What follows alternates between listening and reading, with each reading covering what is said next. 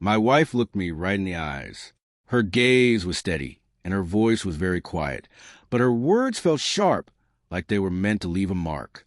She told me that if I did not do exactly what she wanted right then, she would tell everyone we know something that would hurt my name. She said she would make our friends and family think very badly of me. For a long moment, I just stood there in our living room. I could not believe what I was hearing from the person I loved the most in the world. She seemed to think I would get scared and shake. She expected me to give up and say yes to her demands right away. Instead, I just gave a small, sad smile, grabbed my silver keys from the table, and made one choice that changed the whole situation completely.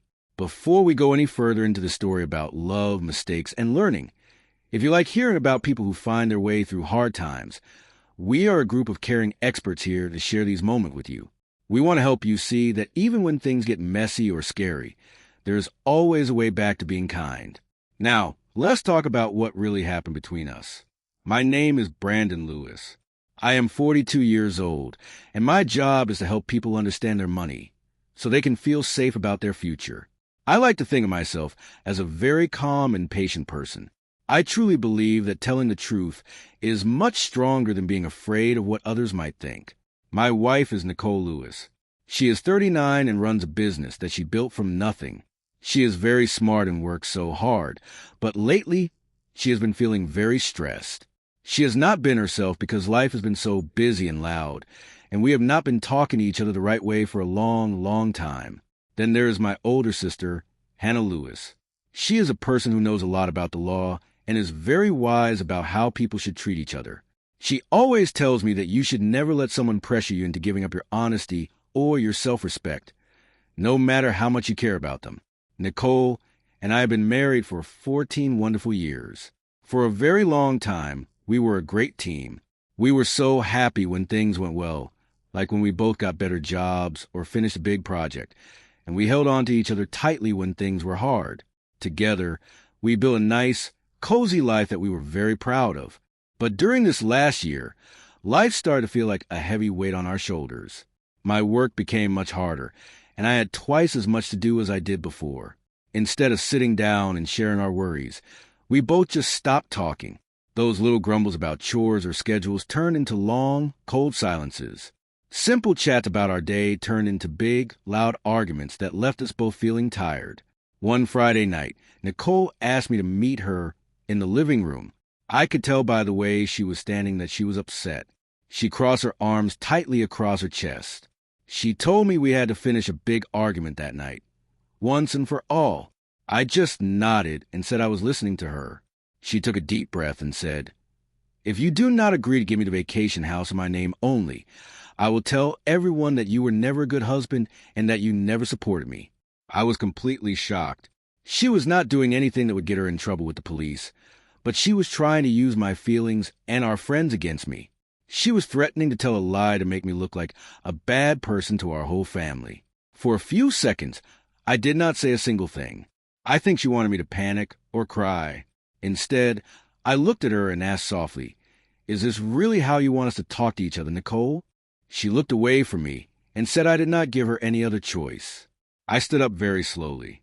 I told her I thought we should stop talking right then because words were starting to hurt. She looked surprised and asked if that was really my only answer. I told her no. My real answer was that I would never make a big, important life choice while someone was trying to scare me or pressure me. Then I walked upstairs, packed a small bag with a few shirts, and left our home quietly. That night, I stayed at my sister Hannah's house. I sat at her kitchen table and told her everything. She listened to me with a kind and open heart. Then she asked me one very important thing. "Brandon, did you recognize the person who was talking to you tonight?" I thought about it for a long time and realized that no, that did not sound like the kind, loving woman I married 14 years ago. Hannah nodded her head slowly. She told me not to answer the worst version of my wife. She said I should wait until she was ready to be the real Nicole again. The next morning, Nicole called my phone 3 times. I did not ignore her because I wanted to be mean or get back at her. I just sent her a short, calm text. I told her that when we were both ready to talk with kindness and respect, I would be there to listen. A few hours later, she asked if we could meet in person. We went to a quiet coffee shop down the street. She looked like she had not slept at all that night. I told her I had not slept either. She looked down at her coffee cup for a very long time. She said she kept thinking about the mean things she had said to me. She told me she could not believe those words had actually come out of her mouth. I stayed very still and just listened to her. Finally, she whispered that she was so sorry. She said she felt stuck and very scared about the future. She thought if she forced me to do what she wanted, she would finally feel safe and secure. I told her that a marriage is a partnership, and you can never build a partnership using pressure or threats. A tear fell down her face. She knew she had crossed a line she should never have crossed. For the first time in many months, we actually talked about our real feelings. She told me she was terrified that if our marriage failed, she would not have enough money to take care of herself. Instead of telling me she was scared, she tried to force me to give her the house as a safety net. I also told her the truth about my side. I told her I had been avoiding the hard talks about money because I did not want to fight anymore. Neither of us had been perfect partners lately, but we both saw that there was only one way to fix things, and that was by being completely honest. We agreed to go talk to a person who helps people with their money, someone who does not take sides and can help us plan together. We decided that every big choice would be talked about openly from now on. We promised that nothing would ever be decided because of fear or because one person was pushing the other into a corner. Weeks later, my sister Hannah asked me what changed everything. I smiled at her. I told her it was not about winning an argument or getting my way. It was about refusing to let fear make my choices for me. Months later, Nicole told me thank you. She thanked me for not being mean back to her when she was at her very worst moment. I told her I was just waiting for the good person I knew she really was. She reached out across the table and held my hand.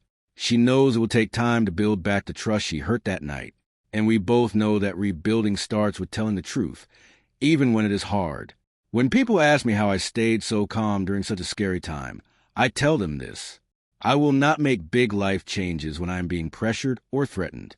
Healthy love cannot live in a place where fear takes the place of trust. Sometimes, the best thing you can do is not to fight harder or yell louder.